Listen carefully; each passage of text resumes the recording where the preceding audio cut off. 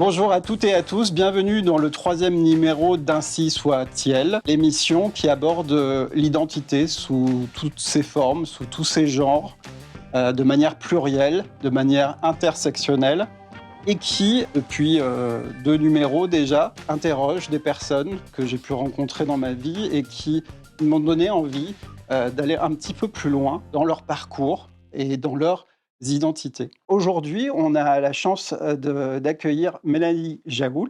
Bonjour. Bonjour. Est-ce que tu peux nous rappeler un petit peu comment on s'est rencontrés? La première fois où je t'ai rencontrée, c'était, je crois me rappeler, la première marche Nous Toutes à Montpellier que j'avais organisée avec, Marie-Noëlle Lanuit et tu étais, déjà arrivée avec un appareil photo, en train de prendre des photos des pancartes féministes et de courir la foule pour, accompagnée de 2 jeunes filles, pour prendre en photo les féministes. Exactement. Toi, tu es là aujourd'hui parce que je suis très admiratif de ton parcours, de la personne que tu es, sur les réseaux sociaux parce qu'on n'a pas la chance de se côtoyer, au quotidien, mais en tout cas des valeurs que tu défends et des engagements que tu as, et surtout je trouve que tu corresponds tout à fait aux valeurs de cette émission qui sont d'avoir des identités plurielles. Parce que tu travailles dans un milieu professionnel déjà, particulier. Tu es militante, tu es, bénévole. Est-ce que tu pourrais nous parcourir un petit peu toutes ces identités, que tu peux avoir et qui sont fascinantes? Fascinante, j'ai du mal avec, de me trouver fascinante. Effectivement, je suis universitaire en droit, à la base, uniquement en droit privé, quelque chose de très classique, et par ailleurs, je suis effectivement militante. Alors, mon militantisme au départ, c'était un militantisme féministe. Je suis aussi militante, queer, parce que je suis assez vieille pour m'être définie comme bisexuelle, mais en réalité, je suis pansexuelle. Ça n'existait pas quand j'étais jeune et que mon identité s'est formée, donc ça, c'était évident et très tôt, j'ai pas forcément milité parce que je j'en percevais pas forcément l'utilité à l'époque, mais j'ai très tôt été pro droit des travailleurs et travailleuses du sexe. Et je suis officiellement, militante de la cause depuis 7 8 ans, parce que avec la pénalisation des clients, j'ai compris qu'il y avait de la discrimination et j'ai rencontré beaucoup grâce, à X, feu Twitter, des TDS isolés et donc j'ai aussi ajouté cette escarcelle-là, dans mes luttes. Et effectivement, je suis bénévole. Alors, j'ai pris une pause, de ce bénévolat-là. Je servais des repas avec l'association humanitaire de Montpellier. J'ai fait ça pendant 5 ans et j'ai eu besoin là de me recentrer un peu sur moi, donc je suis en pause pour le moment, à durée indéterminée, mais ça fait partie des engagements auxquels je suis tout de même attachée et auxquels j'attache mes étudiants d'ailleurs. C'est quelque chose vraiment qui me touche parce que moi je suis un ancien, secouriste Croix-Rouge, qui a travaillé à Paris. Donc moi j'étais, basé sur l'unité du 16e arrondissement, juste à côté du bois de Boulogne. Donc on faisait beaucoup d'interventions, sur le bois de Boulogne, soit parce qu'il y avait des agressions, soit parce que, bah, tout simplement quelqu'un pouvait se blesser. Et donc la défense des travailleurs, du sexe, en fait, c'est quelque chose, que j'ai peu vu, être défendu, et c'est une des raisons aussi pour laquelle je suis vraiment content qu'on ait l'occasion d'échanger à ce sujet parce que, je vois peu de gens finalement prendre, leur défense, je ne sais pas si c'est le mot, mais en tout cas s'investir pour elles, eux. Alors oui, je prends pas leur défense. Alors je défends les droits humains des travailleurs et travailleuses du sexe, mais elles ont pas besoin que je les sauve, ces personnes. Elles se sauvent très bien elles-mêmes. Et d'ailleurs, moi qui travaille dans un milieu, plutôt où on a l'habitude, d'être respecté, d'avoir une certaine aura, d'avoir, un côté parfois un peu surplombant, je crois que la lutte pour les droits des TDS m'a aussi appris un peu l'humilité, parce que je me suis retrouvée face à des personnes, brillantes, méconnus, souvent déconsidérés du fait du stigma, mais qui me mettaient des uppercuts, en termes de réflexion et au début, même si j'étais, dans ce truc de défense des droits, je pense que j'avais intégré, malgré, ma volonté de lutter contre ça, quelques stigmas et au début, ça a été une vraie remise en question et notamment sur les diplômes, sur, ce qu'on attache à des statuts, très reconnus et qu'on nie à des gens qui n'ont pas ces statuts et donc je ne les sauve pas, je me fais juste porte-voix avec elles, parce que souvent, on leur ferme la porte et juste de mon statut et de mon privilège, d'universitaire pour, leur permettre de faire passer leur message. Tu disais tout à l'heure que tu as fait une pause dans tes actions de bénévolat. C'est vrai que, quand on a pendant plusieurs années, agi, dans un milieu et que, voilà, on a donné, de son temps, de ses week-ends, hem, bah, il y a un moment où en fait on a besoin aussi de reprendre de l'énergie. Heu, En même temps, je vois encore une fois assez peu de gens, aller, ben, comme tu l'as fait vers les personnes, les plus nécessiteuses, c'est-à-dire qui n'ont pas de quoi manger. Heu, moi je suis partie de chez moi à 18 ans. J'ai eu la chance d'avoir, une bourse pour rupture familiale. J'ai toujours bossé, mais j'ai eu des périodes, quand il y avait des desiderata de l'existence, compliqués et je me suis toujours dit que je rendrais, d'une façon ou d'une autre. Je crois que beaucoup des choses que je fais, que ce soit, bah, mon emploi, parce que j'aurais pu, travailler, dans le notariat ou avocate, où j'ai travaillé dans l'édition. Mais j'ai choisi l'université parce que je voulais rendre à l'université ce qu'elle m'avait donné. Mmh. L'associatif, c'est aussi, donné parce que moi, j'ai eu de la chance. Dans mon parcours, j'ai eu énormément de chance. J'ai toujours eu des gens qui, sur ma route, m'ont tendu la main et m'ont empêché de me retrouver dans la situation dans laquelle certaines personnes sont obligées de se trouver je peux pas rendre à ces personnes-là, si ce n'est mon immense respect. Donc je me suis dit: «Bah, pour ceux qui n'ont pas cette chance-là de tomber sur les bonnes personnes, j'ai envie de donner». Il y a quelque temps, on s'est retrouvés à une manifestation pour la défense des droits des personnes trans et il y a quelque chose qui m'a beaucoup, touché, quand on s'est retrouvés. Heu, Tu me dis si tu veux en parler ou pas, mais, tu as dit que tu avais du mal, du coup, en ce moment, à intégrer les manifestations féministes parce qu'il y a une particularité que tu as qui était décriée à l'intérieur de ces manifestations. Est-ce que tu souhaites en parler ou pas du tout? Il y a plein de choses. Déjà, en tant que militante pro droit des TDS, déjà, c'est compliqué d'être féministe et puis ces derniers mois, il y a eu les événements du 7 octobre et ça a été et j'ai du mal à en parler sans pleurer, hein. Ça a été un crève-cœur, pour moi et une vraie surprise, de constater que le simple fait de demander la reconnaissance du viol comme arme de guerre par, le mouvement terroriste du Hamas, heu, était un problème.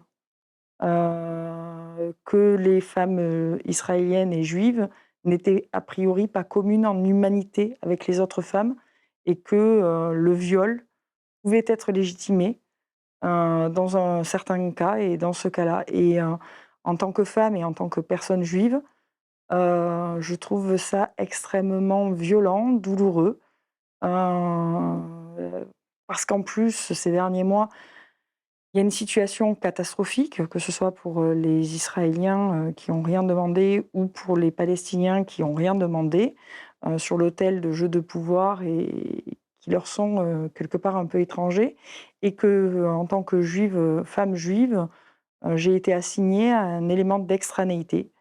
J'ai été sommée de dénoncer. On n'a jamais assez de mots assez forts en tant que juif pour dénoncer ce qui se passe en Palestine. On le dénonce, on donne. Moi, personnellement, j'ai donné pour pour que les Palestiniens aient accès aux produits de première nécessité.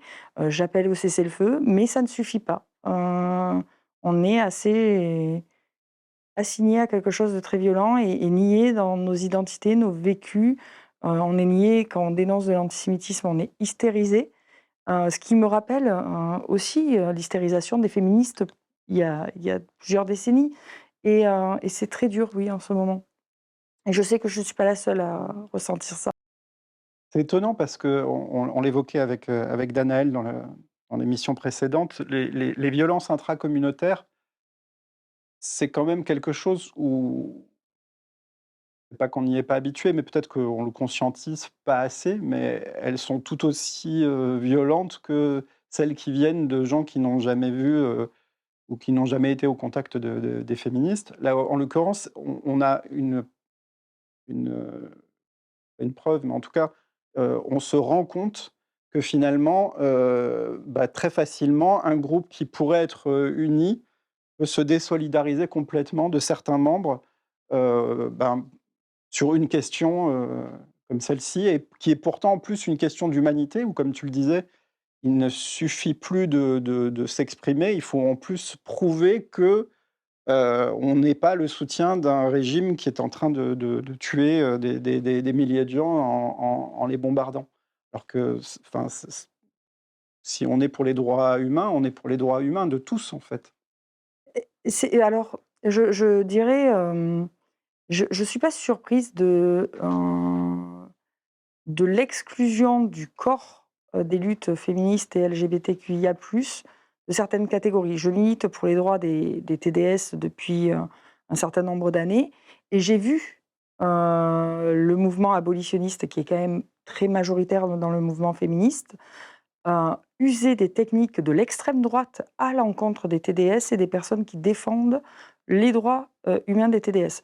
J'ai vu des raids extrêmement violents, la négation de la gentilité des TDS qui militaient, des outings, des dénonciations, vraiment des techniques que les mecs du forum jeux vidéo 12-25 ans utilisent contre les féministes, qui ont été importées dans les luttes, dans les courants. Donc cette existence de la négation dans notre groupe des discours qui ne sont pas dominants, j'en avais tout à fait conscience. Mais j'avais oublié que j'étais juive, même si mon identité juive est très forte. J'avais oublié que j'étais juive parce que pour moi, je suis française de confession juive. Et là, je me suis retrouvée à un endroit, et pour en avoir parlé avec plusieurs personnes, où d'un coup, je devenais la juive. La juive, la sioniste, le monstre, et une assignation à l'extranéité et à la monstruosité euh, qui a été terrifiante parce que je pensais que c'était de notre temps. Mais j'ai pas été surprise sur le mécanisme, c'est-à-dire que j'ai reconnu les mêmes mécanismes que j'ai reconnus sur l'exclusion des TDS et des raids de harcèlement et des propos très violents et des messages privés qui sont encore pires. Ça, c'est la réalité de beaucoup. Et j'avais envie de te partager une petite, vidéo de Manon Bril. Ça veut dire quoi un Français pure souche? C'est qui la souche des Français? J'ai fait une petite liste pour vous. Ouais. Les Arvernes, les Helvètes, les Ceutrons, les Élusates, les Dirocas, les Cabales, les Nerviens, les Onobrisiates, les Ségusiaves, les Lactorates, les Vasates, les Ossites, les Védiantes, les Médiamotrices, les Ubiens, les Némalones, les Garounes, les Leucs, les Némètes, les Médules, les Pictons, les Éburons, les Rutènes, les Riétons, les Ménapiens, les Élysiques, les Néarches, les Rauracles, les Lémovis, les Pétrocomiens, les Angions, les Ségoreux... Allez, ça part en crème. Les Rhénies, les Orintéliens, les Trévires, les Lépontiens, les Cuspiètes, les bien sûr, les Grasse-Cotelles, les Saint-Féminiens. Tout ça, c'est des Gaulois, ok? J'en ai cité 40, on en connaît genre 200, d'accord? Des Gaulois qui eux-mêmes s'appelaient pas des Gaulois, c'est les Romains qui les regroupaient sous ce terme, un peu comme si les États-Unis aujourd'hui nous regardaient et ils faisaient « Ah, tu es européen, j'adore le paella !» Ok? C'est allé à Stockholm l'an dernier, c'est trop beau chez vous, j'adore et tout. En fait, là, je vous ai donné que des Gaulois, donc ça, c'est l'antiquité de l'Hexagone, qui était même pas encore un hexagone. Mais après, il y a les Grecs qui rappliquent, il y a les Romains, il y a tout le Moyen-Âge, avec tous les barbares, les Visigoths, les Francs, etc. Bref, je recommence pas, mais ça veut dire quoi? Français, pure souche. En fait, c'est un peu comme se demander, ticket de parfum, la salade de fruits. Voilà, c'était une petite aparté humoristique sur ce que c'est que les Français de souche, d'où on vient, quelle est notre identité. Et c'est vrai que moi, cette vidéo, elle m'a fait du bien. Déjà parce qu'on a besoin peut-être un peu d'évacuer en rigolant un petit peu. Beaucoup ont vu dans le 7 juillet une victoire de la gauche. Moi, j'ai pas vu de victoire de la gauche. J'ai vu une Assemblée nationale découpée en trois avec le Rassemblement national, le parti du président, et puis la gauche qui a fait, qui s'est quand même maintenue, mais qui n'a rien gagné du tout. Pour moi, la gauche, elle n'a pas gagné. Mais moi, je vote depuis 2001. Ma première élection, c'était 2001. J'ai passé ma vie politique à faire barrage. À faire barrage, et à chaque barrage, à faire barrage plus haut. Et c'est le principe d'un barrage. Quand tu fais un barrage, l'eau monte. Là, le niveau de l'extrême droite, ils ont quasiment doublé leurs députés. J'ai fait ce que j'avais à faire, j'ai voté pour le Front populaire et j'appelais, à titre personnel, à voter Front populaire ou, dans le pire des cas, Front républicain contre le RN, ce qui m'a valu aussi de la haine dans mon camp, parce qu'on a aussi laissé passer dans le Front populaire des gens qui ne portent pas des valeurs humanistes et universalistes, au contraire de ce qu'ils prétendent, qui portent des paroles aussi antisémites.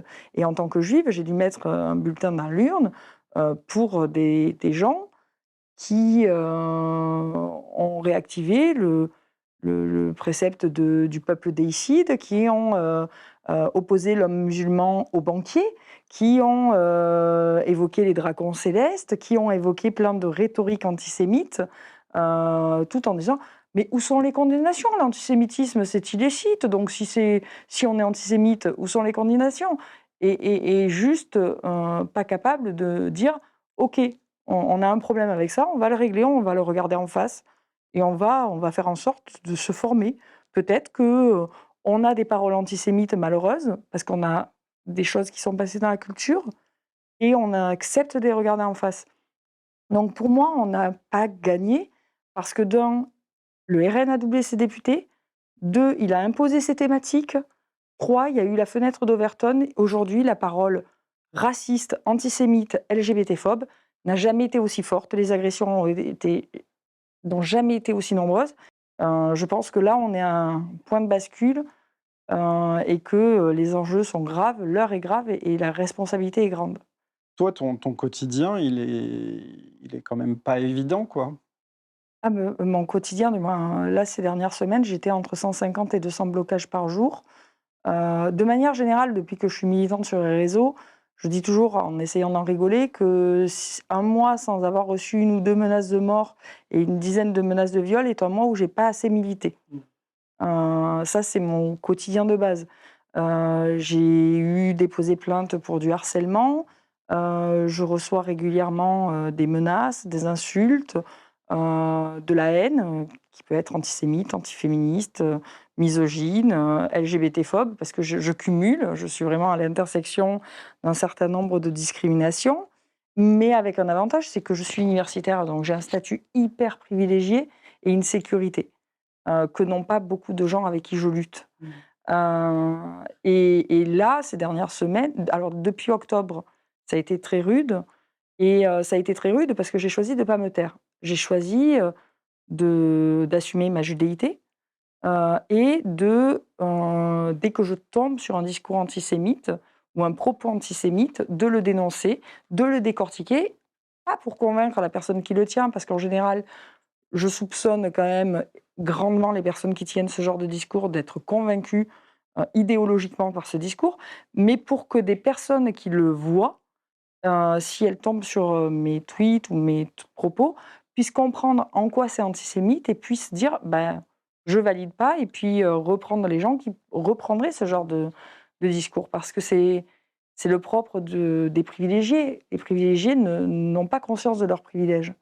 Et quand tu es juif ou juive, tu te retrouves tout le temps avec des gens qui te disent: «Mais non, c'est pas antisémite, c'est drôle». Bah si, c'est antisémite.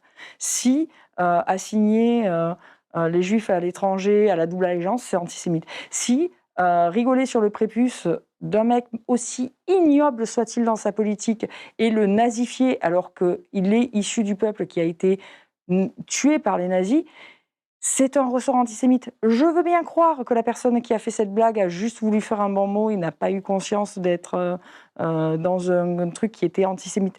Mais quand les concernés, disent, «Attention, ça c'est antisémite», pourquoi on ne fait pas comme pour les femmes? Pourquoi on ne fait pas comme pour les personnes racisées? Pourquoi on ne fait pas comme pour les personnes LGBTQIA+, de lui dire: «Je te crois, OK, explique-moi». Mmh. On est en train de se rendre compte, qu'on s'est construit sur un roman français, de résistance et de choses incroyables qui ont été faites, alors que finalement c'était une petite partie des Français, il y a une grosse partie des Français qui, elles, étaient nistes, collaborationnistes et finalement on a vécu avec cette illusion qu'en fait, bah, on était tous des résistants et puis on est en train de se rendre compte que, ah non, en fait, il y a beaucoup de gens qui ne le sont pas du tout et qui en fait, adhèrent des idéologies où en fait c'est normal d'invisibiliser, voire d'éradiquer, ceux qui sont pas comme eux, quoi. C'est pas un secret que De Gaulle il y a eu une machine à laver après la guerre parce que, en même temps, il faut remettre dans le contexte de l'époque. On avait un pays, complètement détruit, il fallait le reconstruire. Il y avait eu, la brève période d'épuration, post, victoire et qu'il fallait, que les Français vivent ensemble. Il avait un pays fracturé et il fallait, unifier ce pays pour le reconstruire et on n'a pas fait dans la dentelle. On a lavé, à grandes eaux et on a mis sous le tapis tout ce qu'on pouvait et d'ailleurs, on a sommé beaucoup les juifs, qui revenaient des camps à se taire à ce moment-là et pendant 30 ans, 40 ans, beaucoup de juifs n'ont pas du tout parlé de leur histoire, à la sortie des camps parce que, personne n'était là pour l'entendre. Ça aurait dérangé.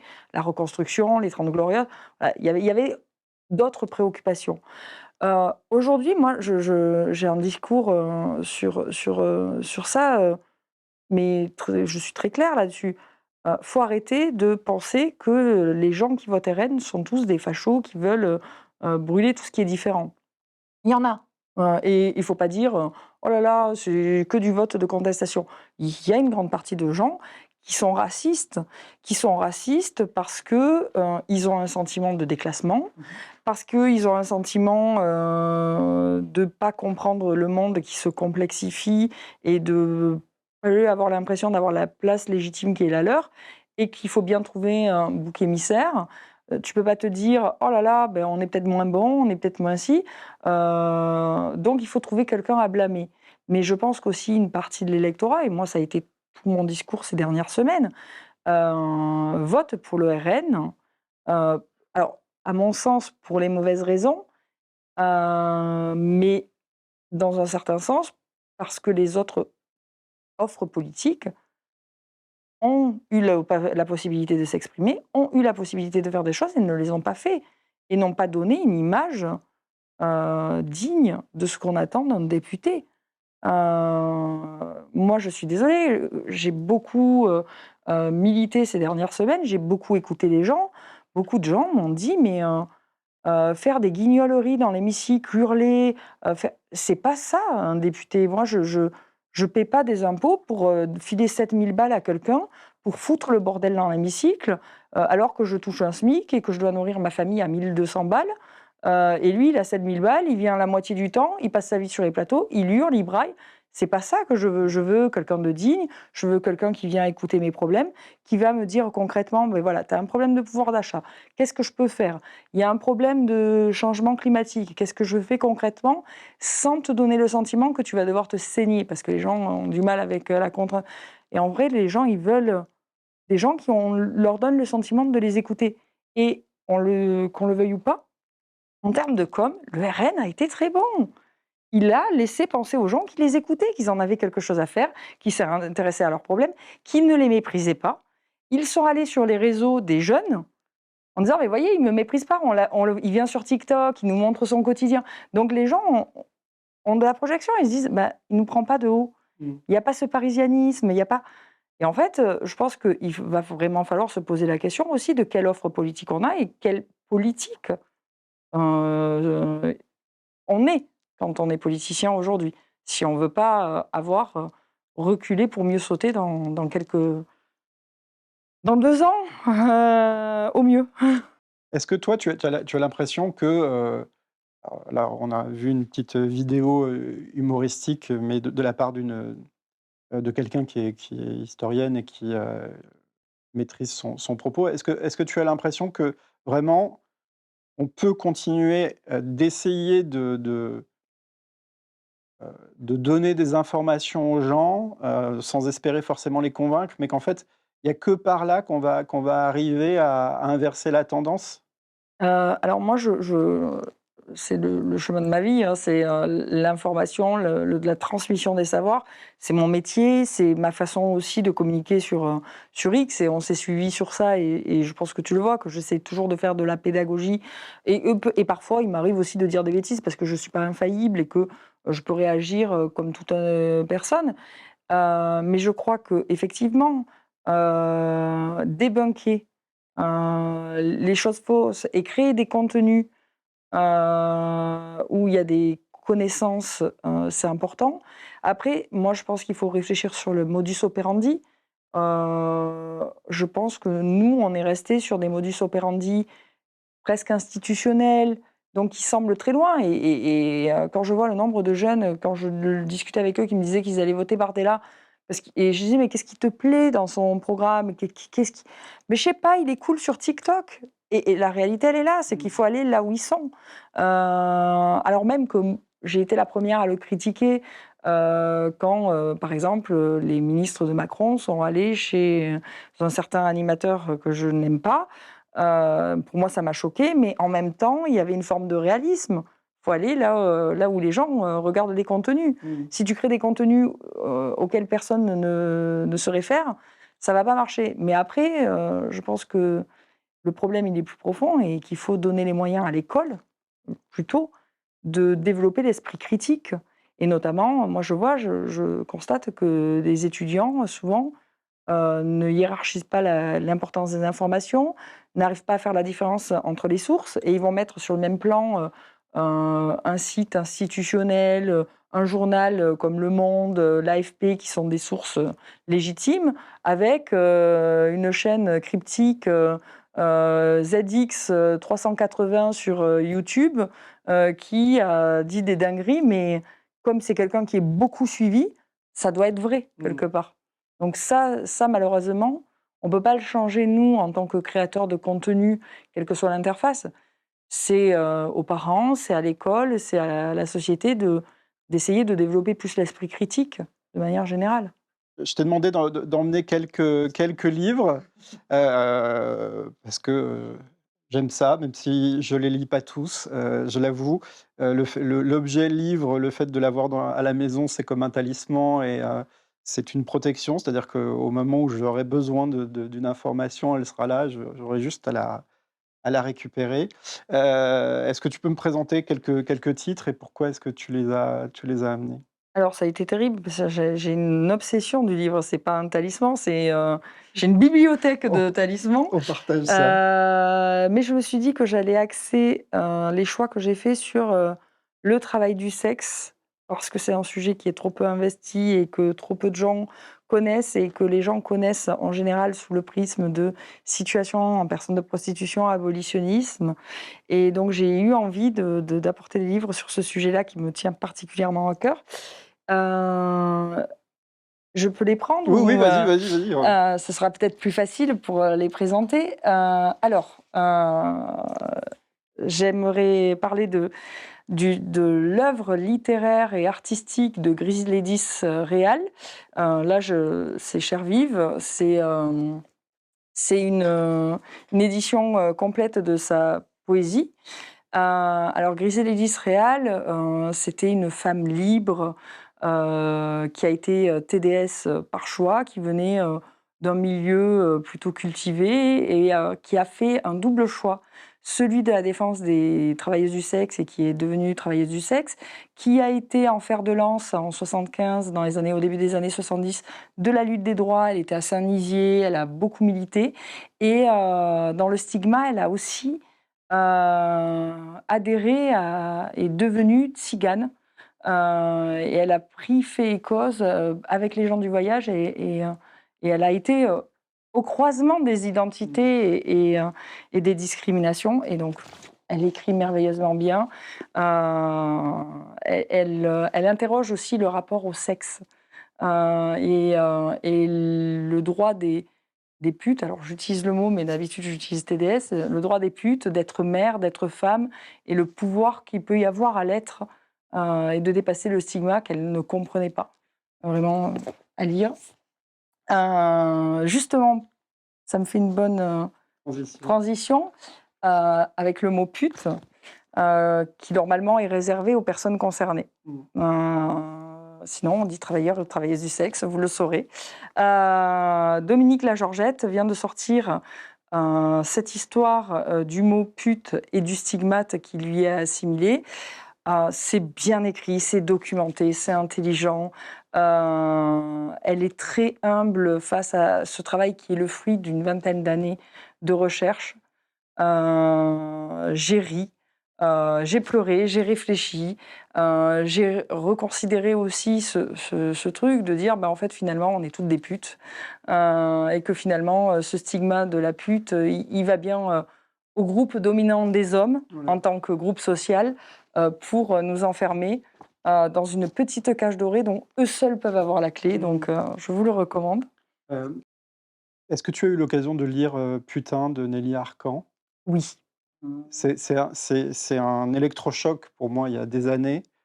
J'ai pleuré sur ce livre, peut-être encore plus que sur Folle et son deuxième, J'ai pas lu le deuxième. son deuxième qui est plus dur parce qu'elle est dans une période encore pire que la première, mais il y avait ça m'a son histoire, bon, qui est tragique, puisqu'elle s'est suicidée quelques années après avoir écrit ces 2 livres. Ce regard de l'intime et le lien qu'il pouvait y avoir avec sa mère malade, et cetera. Enfin, tout à l'intérieur de ce livre m'a touché et m'a fait voir les choses d'une manière dont il faudrait que les hommes s'emparent plus pour se confronter à ce que peut être la projection sur un quotidien de travailleurs du sexe.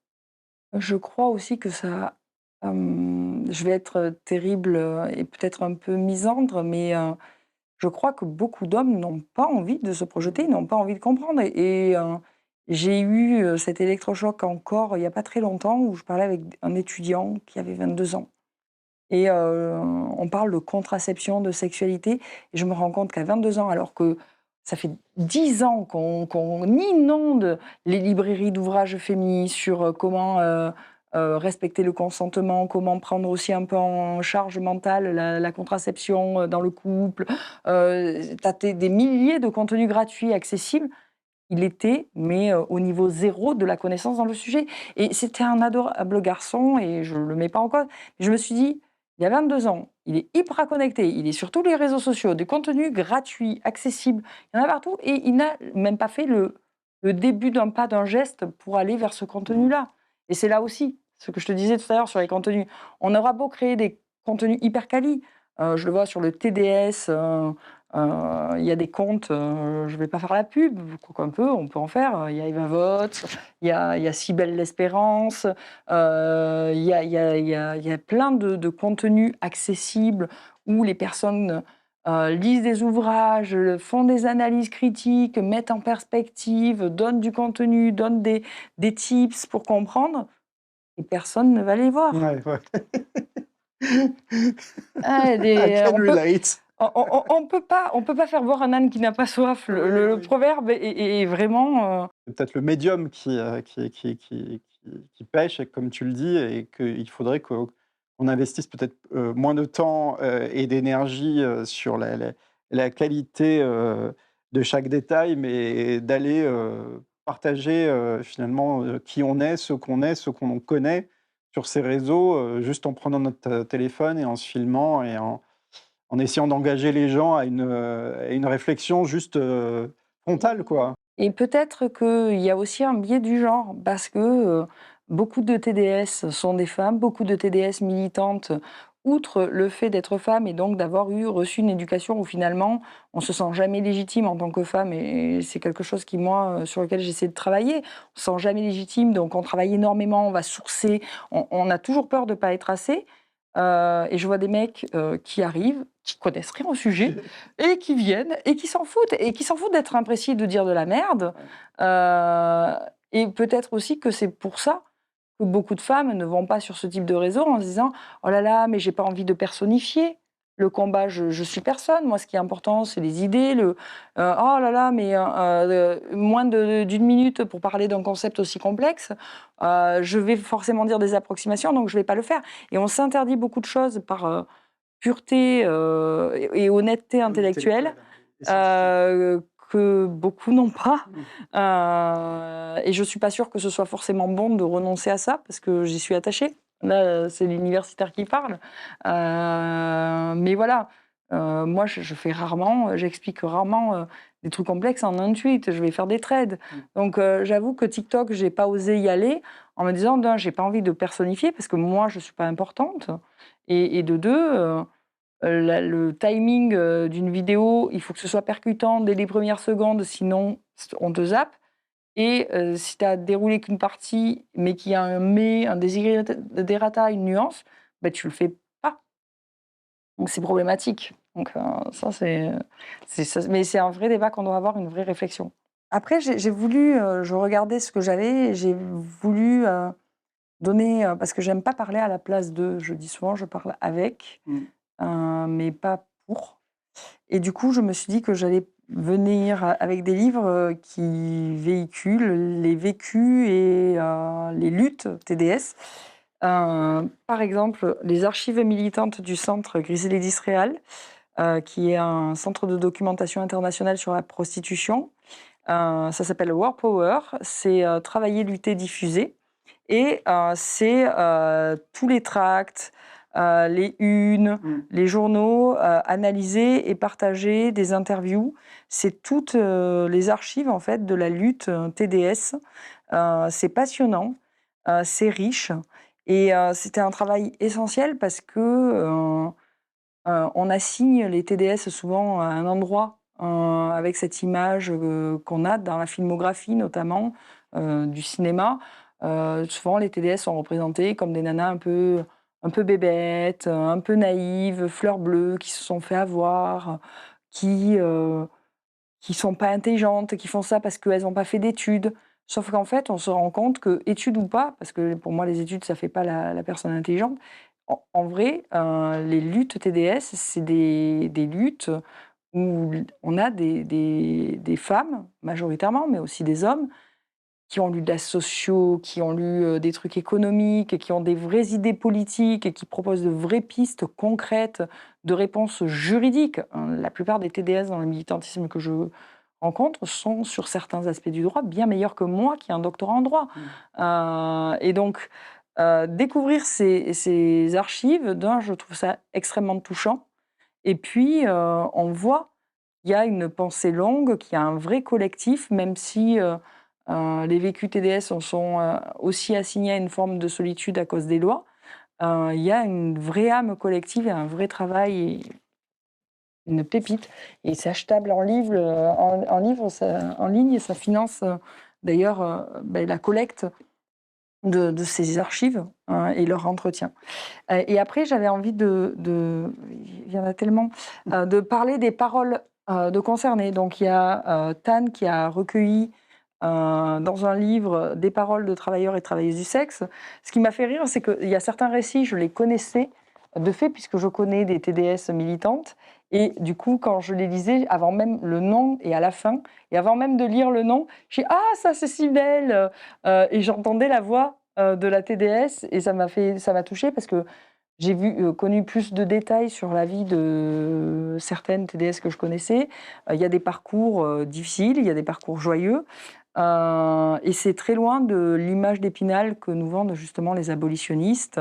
Mmh. Euh, De personnes qui sont sous le joug voilà, d'une pensée ou ça d'un peut exister, on ne le nie pas, mais c'est chouette de lire les récits de travailleuses du sexe et qui disent bah, moi, ce travail, ça m'a permis de trouver mon indépendance, de jongler avec ce que je suis, avec parfois ma neuroatypie. Il y a vraiment des récits différents et chaque parcours de TDS est différent. Et donc, bah, quand on veut savoir, moi je dis il faut toujours aller demander aux concernés. Dans d'autres concernés, là aussi, on est au segment de discrimination. Je ne sais pas si tu connais, peut-être que tu suis les Roses d'Acier. C'est à Paris. Ce sont les travailleuses du sexe chinoises qui sont dans le 13e, mais pas que, elles sont à Belleville. Et elles se sont unies, elles ont créé un collectif, notamment parce qu'il y a des problèmes de santé et des cancers, et qu'il a fallu elles sont très visées, très discriminées, et elles ont créé un collectif fabuleux. Et donc, il y a ce livre qui a été écrit par Rémi Yang sur la chronique des Roses d'Acier, pour parler de Belleville, du 13e, de la vie de ces femmes qui ont traversé la moitié de la planète et qui font du TDS, leurs difficultés, leurs douleurs, leurs moments de rire. Et c'est un livre extrêmement touchant. Et on a des femmes chinoises, sans papier, qui font du TDS et qui pour autant pourraient être honteuses et qui ne le sont pas, qui sont dans la lutte, qui veulent des droits, qui s'organisent face aux violences qu'elles subissent, et qui montrent aussi que là où il n'y a pas de misérabilisme à avoir. Par contre, on peut réfléchir au cadre législatif qui fait de la vie de ces femmes un enfer, parce que chaque chose qu'elles vivent est un enfer, parce qu'il faut se battre pour tout, parce que ben là, depuis ce livre, on fait, à cause des JO, on fait la chasse au salon de massage où elles exercent, que, que tout est rendu compliqué. Donc là aussi, des concernés, des vrais récits de vie et pas des choses fantasmées. Et ça fait du bien. Et après, pareil, dans les témoignages, il y a Pauline Verdusier qui avait sorti ce livre Vilaine fille et les travailleuses du sexe, les clientes et la journaliste. C'est un trio de rencontres avec une journaliste qui est venue avec beaucoup d'a priori et qui est ressortie pas à l'identique de cette enquête, où elle donne la parole. Alors, je le mets en dernier parce que pour moi, c'est celui qui s'écarte le plus de la parole des travailleuses du sexe et où il y a quand même un storytelling dans l'histoire, mais qui aussi est une rencontre.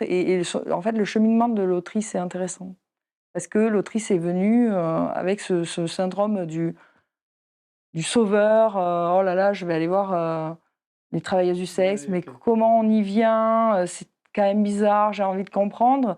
Une curiosité, mais quelque part un positionnement qui pourrait paraître problématique.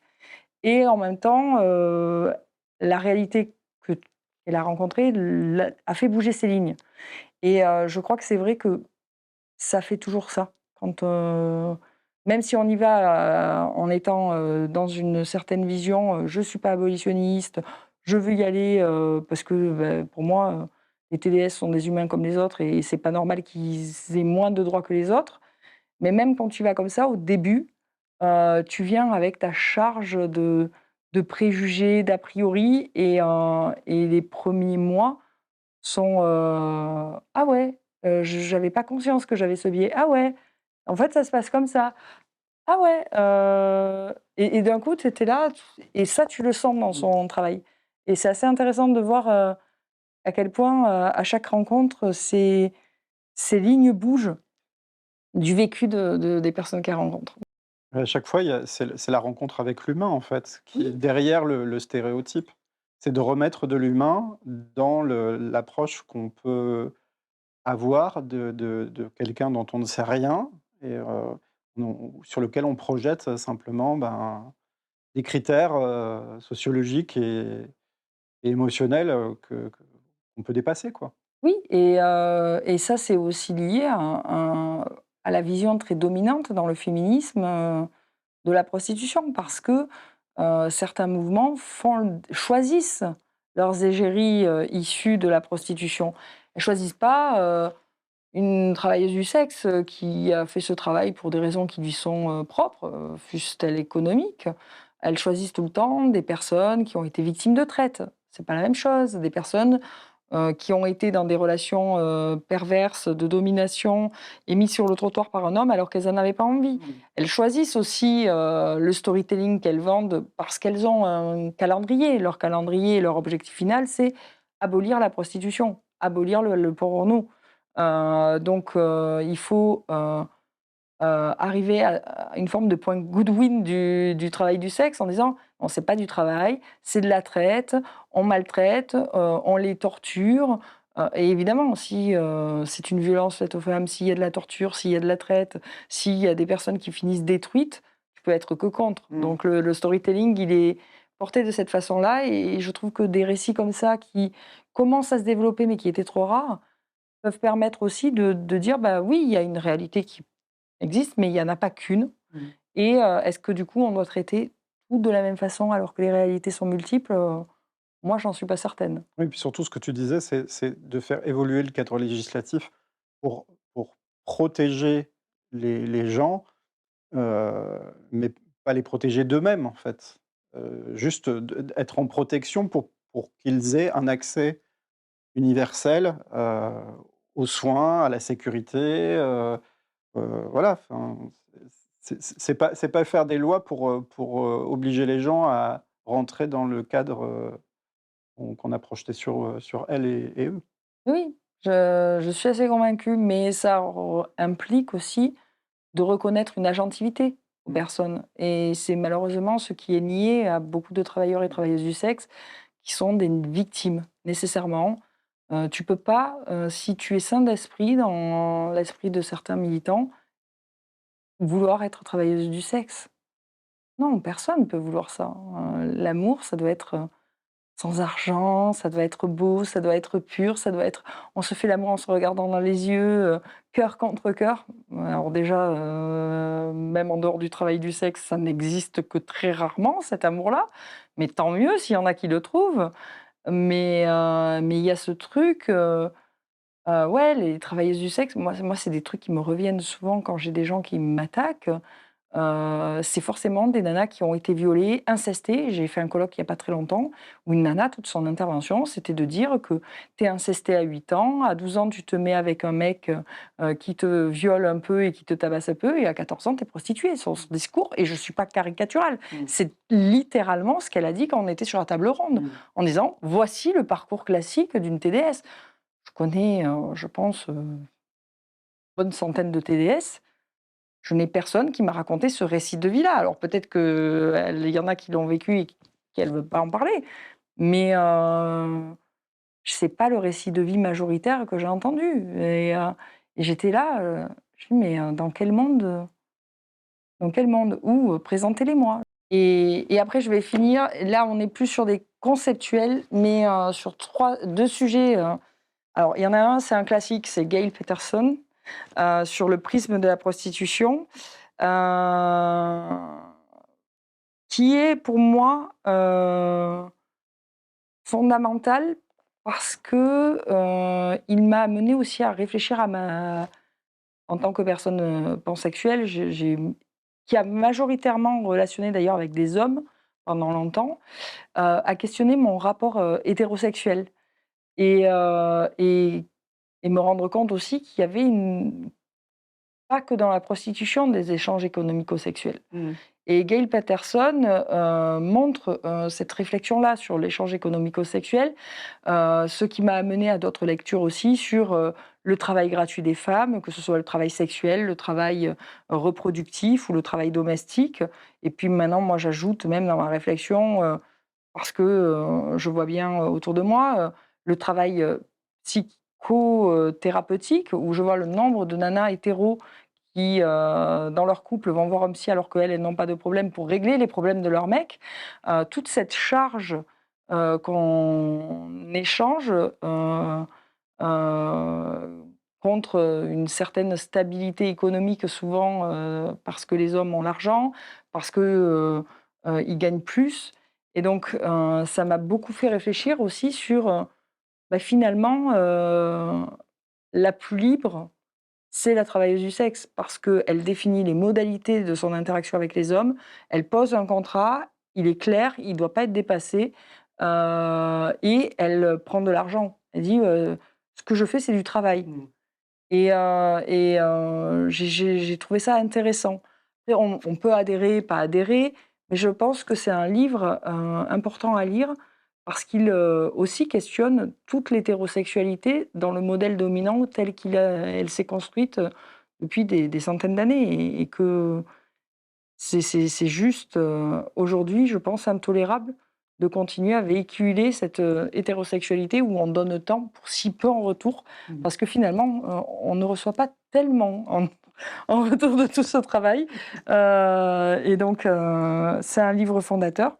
Et les 2 derniers livres, c'est parce que c'est un sujet que je trouve, alors, qui est sujet à beaucoup d'attaques ces derniers temps, au nom de la protection des mineurs, c'est la pornographie. Et là, pour le coup, un certain courant du féminisme veut coloniser nos imaginaires, nos fantasmagories, ce qu'on construit en termes de fantasmagorie et ont lancé des charges contre la pornographie avec l'objectif d'interdire la pornographie. Et je pense au rapport du Sénat, porno, l'enfer du décor, ou le rapport du HCE, le Haut Comité à l'égalité, qui sont des diatribes scientifiquement critiquables anti-porno. Et j'avais pas réfléchi tellement au porno, si ce n'est que j'avais pas d'avis, prédéfini. Il m'arrivait de regarder du porno queer, ou féministe, mais pas plus que ça. Je pense comme beaucoup de Français, et de gens.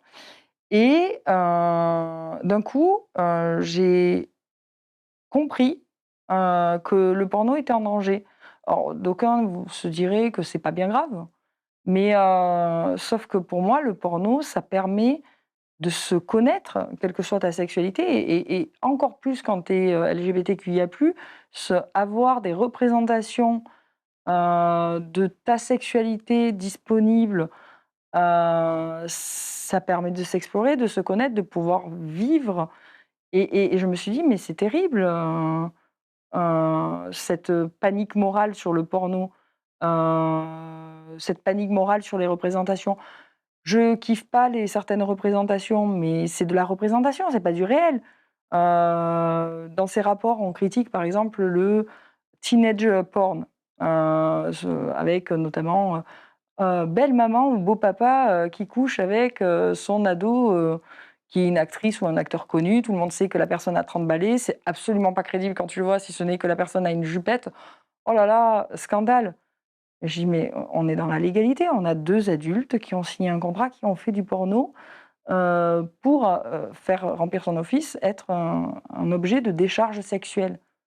Mais est-ce que le problème n'est pas l'accès au jeune public Ça, mais comme tout, à la moi, pornographie, en fait? C'est peut-être ça oui, mais plus la question sous de couvert de cet accès-là, on mmh veut mh. interdire le porno tout court. Et moi je dis: «Bah, non, il faut pas interdire le porno, donc il faut essayer de trouver des moyens de que les jeunes n'y accèdent pas et puis il faut éduquer aussi les jeunes» et on en revient à l'éducation. Si au lieu de dire: «Oh là là, le porno c'est mal, c'est pas bien», on fait des cours d'éducation sexuelle qu'on est censé faire dans les écoles et que beaucoup ne font pas et où on dit: «Ah là là, vous êtes tombés sur du porno, ce n'est pas grave, ce que vous avez vu, c'est pas la réalité». C'est comme quand tu regardes Godzilla, tu t'attends pas quand tu sors du cinéma que tu es allé voir Godzilla versus, je sais Mmh. pas, Kong, à voir Godzilla et Kong se battre devant ton cinéma. Bah, quand tu regardes un porno, tu t'attends pas Mmh. que dans la vraie vie, tu vas performer. Je vais pas dire les pratiques parce que sinon ça risque sur ta chaîne de bugger sur, avec l'algo, mais tu t'attends pas à ce que cette pratique, ce soit ton quotidien. C'est des performeuses qui te donnent un truc qui est là pour exciter ton cerveau très vite, de manière efficace. Et donc j'ai commencé à travailler un peu sur ce sujet parce que du coup, les travailleurs et travailleuses du porno, pour moi, c'était des acteurs, ça ne se posait même pas je ne me posais même pas la question, ça c'était un impensé, c'était tellement évident que pour moi, c'était des acteurs et des actrices avec un petit supplément, pénétration, OK. Quoique c'est même pas indispensable et en fait, je me suis rendu compte que c'était les parents pauvres du droit dans le sens où techniquement, ils sont soumis au droit du travail et que, on ne le fait pas. Et surtout qu'on commençait à les ostraciser aussi comme les autres travailleurs du sexe, qui font du prostitutionnel. Et je me suis dit: «Mais non, c'est l'inverse. Normalement, on était censé donner des droits à tous et pas, prendre le peu de droits que certaines catégories de travailleurs et travailleuses du sexe avaient et les leur enlever». Et du coup, j'ai pas mal lu là-dessus et 2 livres, mais il y en avait plein, hein. Alors un qui est fondamental, c'est, Ruven Ogien, «Penser la pornographie», qui était paru chez PUF, et qui montre pourquoi c'est difficile. Il montre que c'est pas une, pensée moderne. Il y a qu'à voir, hein. Je pense que beaucoup de tes auditeurs ont peut-être eu la chance d'aller en Italie. C'est pas pour rien que quand on va à Pompéi, l'endroit le plus prisé de Pompéi, c'est, le lupanar, où tu as toutes ces images pornographiques, et ces représentations sexuelles. De l'imagerie pornographique, on en a toujours eu. Là, elle est animée, mais la pornographie a toujours existé, qu'elle soit littéraire ou artistique. Et donc, il montre bien la problématique autour de ça et en quoi ça porte pas atteinte à la dignité, en fait, parce que on confond moralité et dignité. Et un collègue que j'aime beaucoup, qui est sur Twitter d'ailleurs, X, qui s'appelle Florian Voros, qui a dirigé ce livre Culture pornographique, qui est une anthologie des porn studies et qui travaille énormément sur les représentations, le porno, l'appréhension par le public du porno et aussi ce qu'on met sur le porno. On met sur le porno des choses qui ne relèvent pas du porno. Penser que le porno, c'est l'éducation sexuelle, c'est une erreur funeste pour toute l'humanité. Le porno, c'est un moyen de créer une image qui, très vite, va permettre d'avoir une décharge d'excitation. C'est pas de l'éducation. L'éducation, c'est parler, l'éducation, c'est lire, l'éducation, c'est avoir un lien avec ses parents safe, où on puisse parler de prévention, de qu'est-ce que je peux faire, qu'est-ce qui est OK. C'est des cercles amicaux, c'est pas la pornographie. Et les médias, la diabolisation des médias sur le porno a concouru, je pense, à une espèce de panique morale. Et le travail fait là-dedans est très, très intéressant pour aussi débunker ces enjeux-là, parce que je pense qu'on a besoin aussi de pornographie. Je pense que la pornographie, ça permet à beaucoup de gens d'avoir un exutoire et une réalisation de trucs, parce qu'on a une fantasmagorie qu'on n'a pas forcément envie d'explorer en vrai. On a juste envie de nourrir. Et les pensées ne sont pas encore jusqu'ici illicites, et bien heureusement. Alors, j'entends tout ce que tu dis. J'y rajouterais simplement le fait que pour que ce soit légitime, il faut quand même que les personnes qui y travaillent ne soient pas contraintes, ne soient pas obligées à des pratiques qu'elles n'ont pas acceptées et que donc, ben, là, on rentre dans toute la problématique qu'on a connue il y a quelques années avec le site Jackie et Michel et les personnes qui découvraient qu'elles allaient être obligées d'avoir des pratiques ultra hard qu'elles n'avaient pas demandé en fait, et en tout cas sur lesquelles elles n'avaient pas signé un accord préalable. Et effectivement, cette faillite, enfin cette faillite morale, cette panique morale, en fait, montre aussi que, on n'a pas envie d'aller, investir dans l'éducation effectivement et dans le fait d'accompagner les il s'agit pas d'apprendre aux enfants, en fait, à pratiquer des positions. Il s'agit de parler de consentement, il s'agit de parler d'hygiène, il s'agit de parler du corps, tel qu'il fonctionne, biologiquement pour pouvoir le comprendre et pour pouvoir, mieux l'appréhender. C'est aussi, pouvoir éventuellement aborder, des problématiques comme les découvertes d'endométriose chez les les patientes,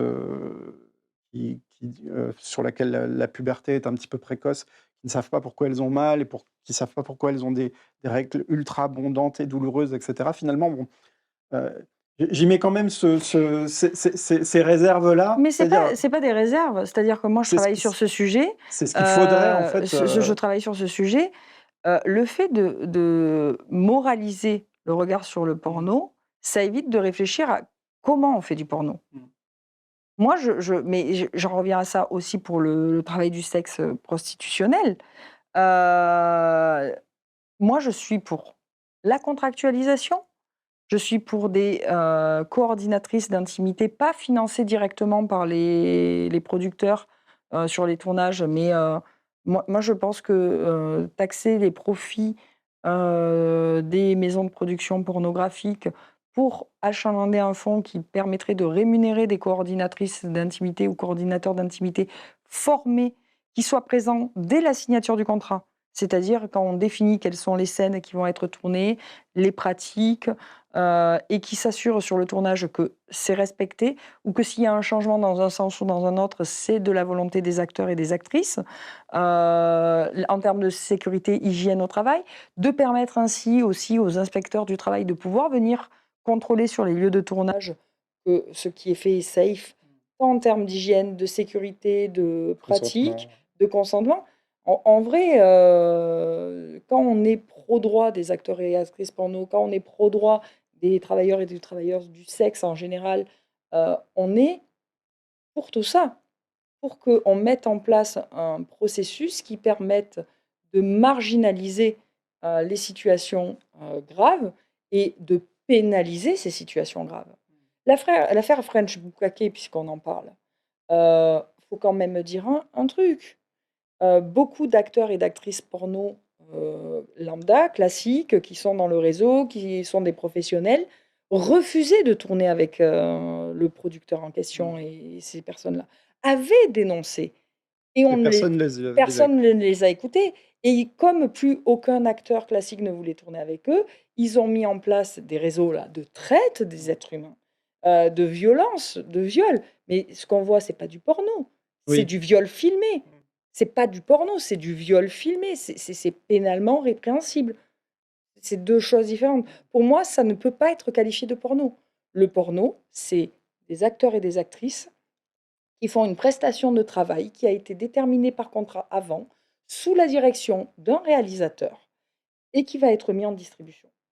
Ou des travailleurs indépendants, parce qu'il y a aussi qui créent à un ou à plusieurs des contenus pornographiques de leur volonté et qui vont être autoproducteurs et souvent autodistributeurs par des plateformes de leur contenu qu'ils ont défini eux-mêmes.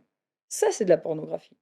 L'affaire French Bukake, c'est pas de la pornographie, c'est de la traite des êtres humains, c'est du viol, c'est du revenge porn pour un certain nombre, de vidéos, sur certaines plateformes et ça, on a déjà des textes, hein. On n'a pas besoin de nouveaux textes, on a des textes qui sont très clairs. Mais la question, c'est mettre du contrôle et appliquer les sanctions. Donner des moyens là, pour le coup, à la justice et former aussi les policiers. Parce que dans l'affaire French Bukake, il y a des acteurs et des actrices qui sont allés dénoncer et les flics ont dit: «Bah, c'est les risques du métier». Non, se faire violer, c'est pas le risque du métier, ni pour une travailleuse du sexe de rue, prostitutionnelle, ni pour un acteur ou une actrice porno. Le viol, c'est jamais les risques Voilà. d'aucun métier. Et il y a en termes de formation, je pense que là, il y a un très, très gros chantier. Hem, on aborde la fin de cette émission. Maintenant qu'on a fait un petit peu le tour d'une partie, simplement, hein, de toutes tes identités, si je te reposais la question de comment est-ce que tu te définirais maintenant, qu'est-ce que tu dirais? C'est compliqué. Je j'ai beaucoup de mal parce que, heu, j'ai pas beaucoup de recul sur moi-même. C'est très drôle parce que c'est quelque chose, que je discute, Je suis toujours surprise du regard que les gens ont sur moi. En fait, c'est mes identités et en même temps, c'est ce que je fais. Et j'ai du mal à distinguer ce que je fais de ce que je suis. Donc je suis tout ça et en même temps, parfois j'ai l'impression d'être rien de tout ça. Donc voilà, c'est compliqué, c'est peut-être ce qui caractérise le mieux parce que, c'est toujours très fluctuant. En tout cas, merci d'avoir, partagé cette heure, avec nous. Est-ce qu'il y a quelque chose que tu voudrais, partager, dire, adresser, à cette fin en conclusion? Bah, j'aurais envie de dire, que face à toute discrimination, quelle qu'elle soit, il faut arrêter de penser qu'on est sachant et de poser la question aux concernés, de les croire et d'accepter, d'être le mauvais objet, pour ne plus l'être à l'avenir. Cool. Merci beaucoup Mélanie. Et merci à Heu, toi. on se retrouve, dans une prochaine, émission avec, de nouvelles personnes, que je vous présenterai et puis, d'ici là, portez-vous bien, prenez soin de vous, et portez un regard bienveillant sur les personnes qui sont autour de vous et qui sont peut-être un tout petit peu différentes, mais probablement aussi un petit peu semblables. À très bientôt.